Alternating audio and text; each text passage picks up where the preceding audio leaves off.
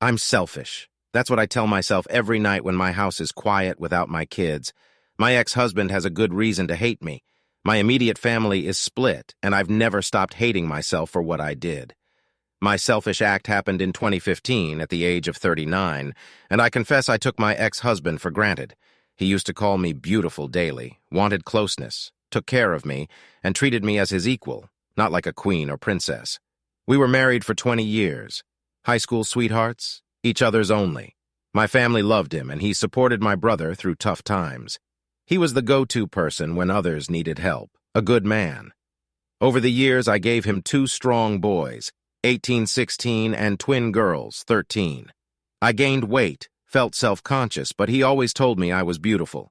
Our arguments were rare, but when they happened, they were mostly about closeness, which I wasn't always in the mood for. When I turned 39, my birthday party revealed a new me. After a year in the gym doing yoga and Pilates, I went from 180 to 135 pounds, an amazing transformation for a formerly chubby girl. My ex-husband joined me at the gym, but not as much. He went from 260 to 225 pounds, shaping his body. Despite his increased affection, I still wasn't in the mood. We tried dinners, dancing, walks, and he helped around the house. He always looked at me with desire, even after 20 years. Any woman would want that desperately, but mentally I just wasn't into it. At the time, I thought it was early menopause, having closeness 2 or 3 times a month, and I was a one and done. He wanted more, but I refused couple counseling. Then my selfishness took over. A new manager in my office showed interest a few days after my birthday. He was slightly younger and handsome, and for some reason he took an interest in me. At first I ignored him, then it turned from ignoring to casual conversation. Then he flirted, and I showed him my ring. After 2 months of constant flirting, I flirted back, leading to me telling him about my life. I found myself thinking about him more and more.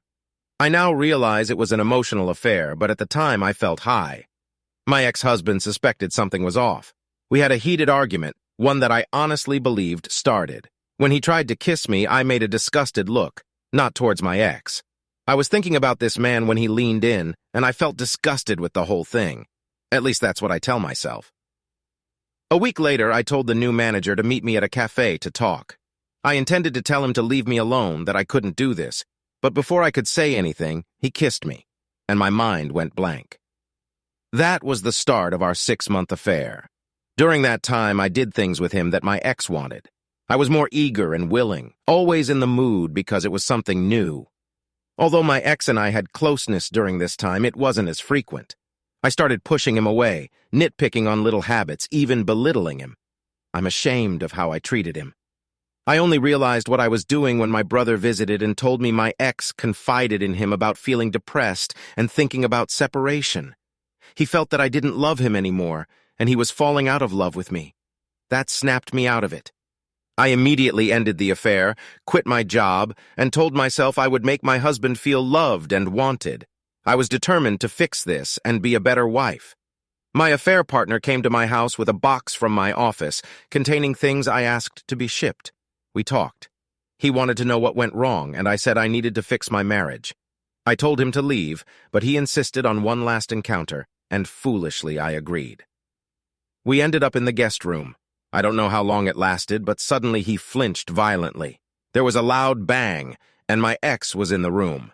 My AP was on the floor, and there was a large hole in the wall. I tried to say something to my ex, but his eyes were bloodshot, tears flowing, and his lips trembling. He was in so much pain, and I felt disgusted. I watched as my AP stood up and tried to leave.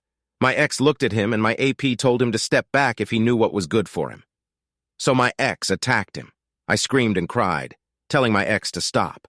Out of desperation, I jumped on his back, resulting in me getting slammed to the floor. Everything got hazy for a while.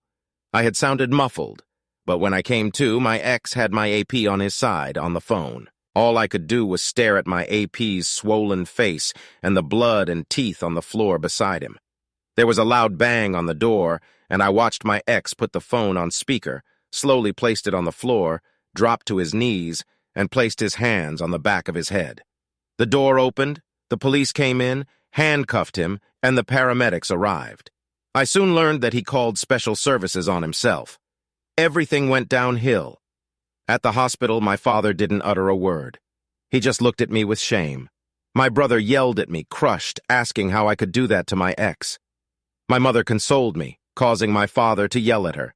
His family was furious. His sisters threatened, and his parents looked like they wanted to send me to an early grave. I approached my children, and they refused to speak to me. My sons couldn't even look at me.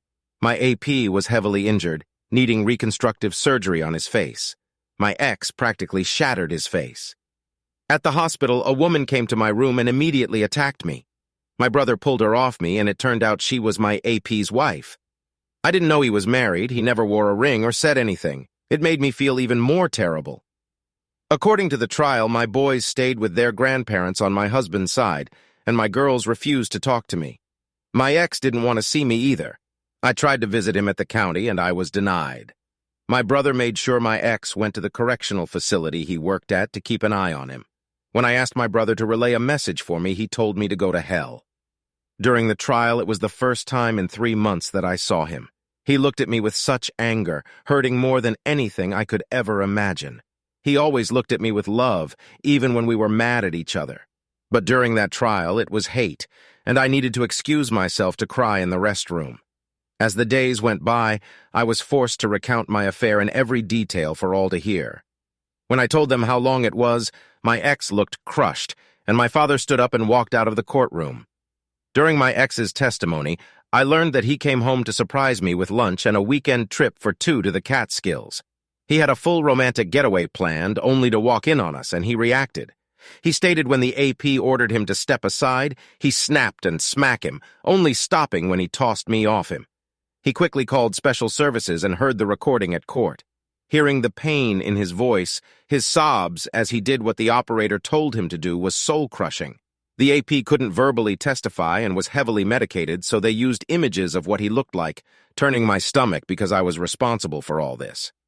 My ex smashed his eye socket, cheekbones, and destroyed his jaw.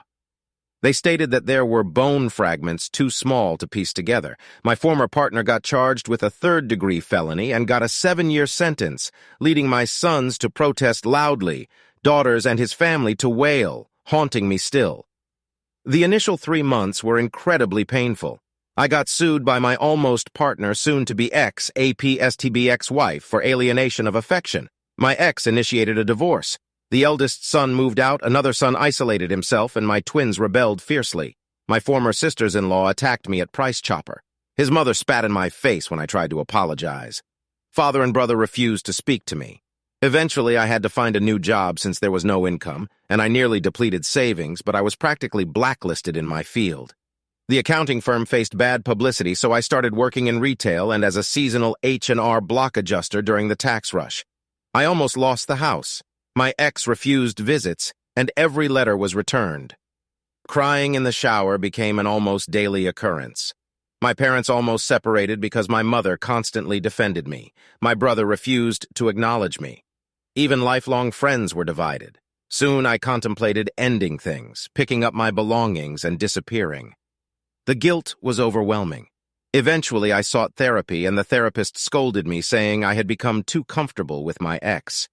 I didn't see him as a husband, but as a friend with benefits, and I treated him as such. She was right. I took him for granted. Almost a year passed in silence from my children. When I cooked dinner, they would collect their food and go to their rooms, refusing to look at me. I had meltdowns begging them to say something, but nothing. My brother got married, and I wasn't invited, but my kids were. I continued trying to visit my ex, hoping he placed me on the visitor list, but I was always denied. Letters were still being returned, deepening my severe depression. One day my brother showed up out of the blue. Shockingly, he scolded me, revealing my ex was in the infirmary after getting stabbed during a ravishment attempt by an inmate, resulting in my ex getting stabbed in the stomach and the inmate getting his spine broken. My brother screamed at me, "You did this before leaving." I cried for days because he was right. I did this. Attempts to visit him at the infirmary were futile. For 4 additional years, I tried to talk to him and wrote letters, but they were returned. Thankfully, our children visited their father frequently, and I learned he was placed in protective custody by my brother since the attack. Over the years, my eldest attended the same college and took the same major as my ex. He only calls his siblings and never wants to talk to me. He never comes to the house for holidays, only to his grandparents. Another son followed suit, going to the same college and refusing to call me. My twins were hard on me, but they visited their father weekly, improving their mood.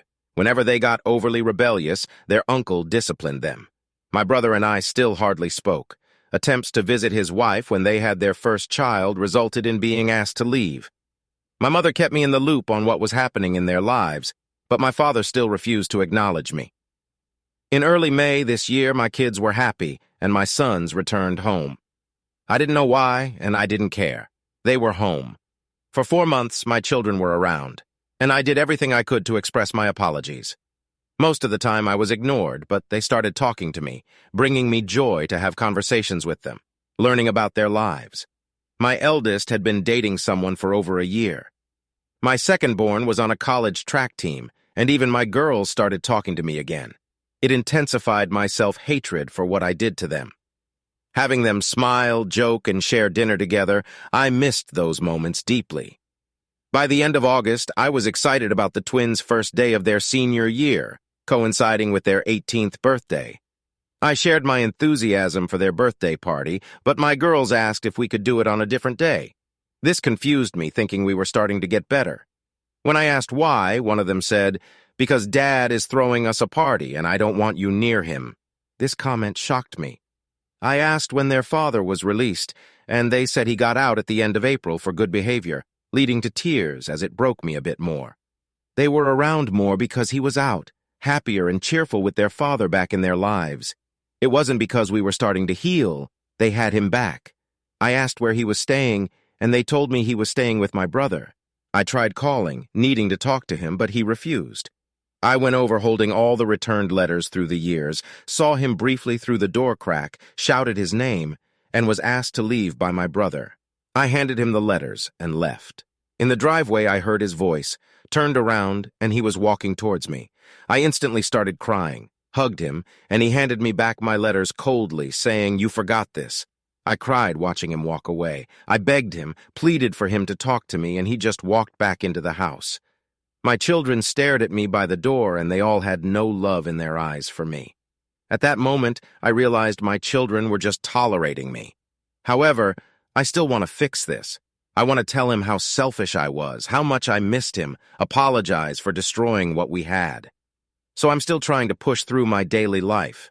I learned from my mother that my almost partner's ex-wife was visiting my ex 2 years ago, and she's been coming around to see him. I don't care, really. I just want him to somehow forgive me, talk to me, be beside me, look at me the way he used to. I want my kids beside us. I just want my family back, yet I know I don't deserve it. Even if by some miracle we become one again, it will never be the same. I was selfish, and I wish I could take it all back. Second story. This is response to my mother's post. I try hard to keep my history a secret. My college friends are unaware that my dad spent time in prison, and I'm not interested in sharing it with them. When I roamed around campus and overheard people discussing and sharing a particular post, it brought back a flood of emotions I've been trying to cope with. Investigating further, I found enough details to confirm it was about my family, which made me furious. I contacted my mother, and her emotional reaction triggered an argument. Similarly, when I visited my dad and confessed, it led to a confrontation. Despite this, I believe my father is a good man. He only scolded me for disrespecting my mother. He advises me that even if I don't love her, I should still respect her. It's tough to respect someone like her. My father faced many challenges and often emphasized that we should be grateful for growing up in an area where achieving academically wouldn't lead to attacks. He shared how difficult it was for him in the South Bronx, where pursuing white things like going to college made you a target. At 15, my father's father passed away from cancer, and he had to step up as a surrogate parent for his 2 sisters. With no life insurance, he worked hard to contribute to rent and food while attending school. He considers it fortunate that his mother remarried a good man, and they moved to upstate New York for a better life. According to my uncle in the 90s, my dad's unique style, including baggy clothes and a Puerto Rican flag shirt, attracted teasing from his friends. Unexpectedly, my dad fought back, earning their respect. Instead of walking away, he helped one of them in suggested skipping school, sharing a 40 and talking things out. His dad led to friendship, and he introduced my dad to my mom. They attended the same college, and by the end of their freshman year, they were married. During my upbringing, my parents were affectionate, always holding hands and kissing, even during my senior year when things went awry. Despite acting like a teenager and love with my mom, my dad never placed her on a pedestal. He advised me against it, explaining that women won't respect a man who does so. His philosophy, treating your wife as an equal, best friend, and confidant, was passed down from his father and stepfather. My dad, a big guy at 511 and 260 pounds, was always joking and active despite his weight. I cherished the moments when he sang to my mom and did thoughtful gestures like serenading her, buying flowers, and writing love notes for no reason. He defended her honor and always expressed how beautiful she was. My dad set an example for the kind of man girls should have in their lives. He stood by my uncle, never giving up on him, even when others thought he was a lost cause. As my grandfather once said, my dad knocked the stupid out of him and left behind the man he was supposed to be, a phrase that always made me laugh. My dad showed me how to be a man, a friend, and a husband. Before her affair, my mother always loved my dad, and he was her support system. Even though they had the ideal marriage, my mom ruined it. I remember those months when she talked down to my father and he pushed back but restrained himself. Despite his college education and successful career as a financial advisor, my dad could switch from zero to a more assertive demeanor in seconds. Grandma said he was like his father, kind, respectable, and helpful, but he wouldn't hesitate to defend himself with strength. My dad tried everything, buying flowers, taking her out to dinner, dancing, but she was in her own world, treating him poorly. We all witnessed it, especially its impact on my brother and twin sisters. Despite that, my dad smiled and assured us they would work it out. He believed Mom was stressed from work, especially when she quit her job. I genuinely thought her job was the issue. Then my dad got arrested. Mom, do you know the embarrassment we felt when the whole school was talking about it? My dad was arrested because you cheated. I couldn't stand to look at you, so I stayed at Grandma's. The sight of you disgusted me, and when I visited Dad, he couldn't bear to look at me. He was ashamed and said he failed as a husband and as a man. I told him he didn't, but he insisted he did, because a responsible man would think about the consequences before doing something so foolish. As a husband, he felt he failed because his wife betrayed him. I pleaded with him to look at me, but he wouldn't. Then you had the audacity to ask for forgiveness, and for the first time in my life, I wanted to physically hurt you. We were all hurting, and you sought forgiveness. Sitting through that trial, listening to that special services call, was the worst 25 minutes of my life. 25 minutes of hearing my father, who would have done anything for you, crying and asking the operator for help. He repeated over and over that the love of his life cheating hurt us more than anything. I know you tried to act as a character witness for Dad. We all told you not to do it, but you did it anyway. Why? Did you want to show us that you still loved him? Tell the court he's a good man? In my opinion, that cross-examination, where you revealed how long you were with that person, was why we lost him. If we had a proper lawyer instead of an appointed one, he might have walked. I had anger issues because of that. My brother became a closet drinker, and one of the twins was suicidal, but you didn't notice.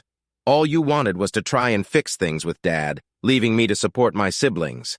I hated you, and in some way I still do. When I went to college, I wanted nothing to do with you. Like my father, I had to be a surrogate parent to my siblings. I was working a full-time job, going to college, and sending you money for bills.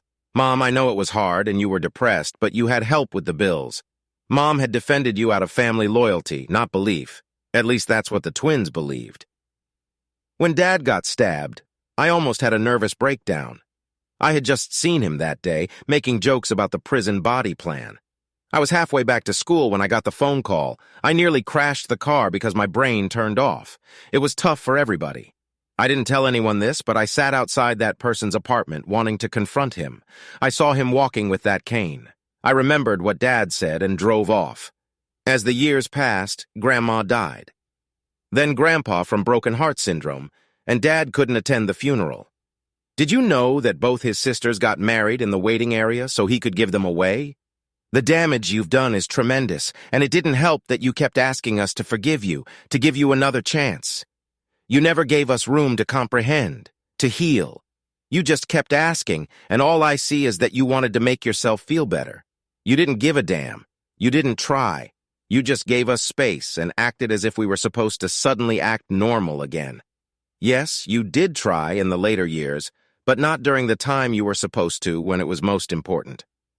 When Dad got out, he told us to start talking to you, saying you're a good mother. So we did, and it made you happy. For a while, I remembered what it was like not to hate you. Dad had issues finding work initially, but one of his old clients hired him. I didn't expect the twins to drop that bomb on you. Dad didn't want you to know he was out. When you appeared, it bothered him. He threw up after speaking to you, saying the very sight of you sickened him. She's been seeing Dad weekly for over 3 years, and they've been spending time together since he got out. So please stop fantasizing about getting back together. If you want to talk or fix things with your children, call me. The post last week about our worst moment was pure selfishness, as Dad sees you only as the mother of his children, nothing more.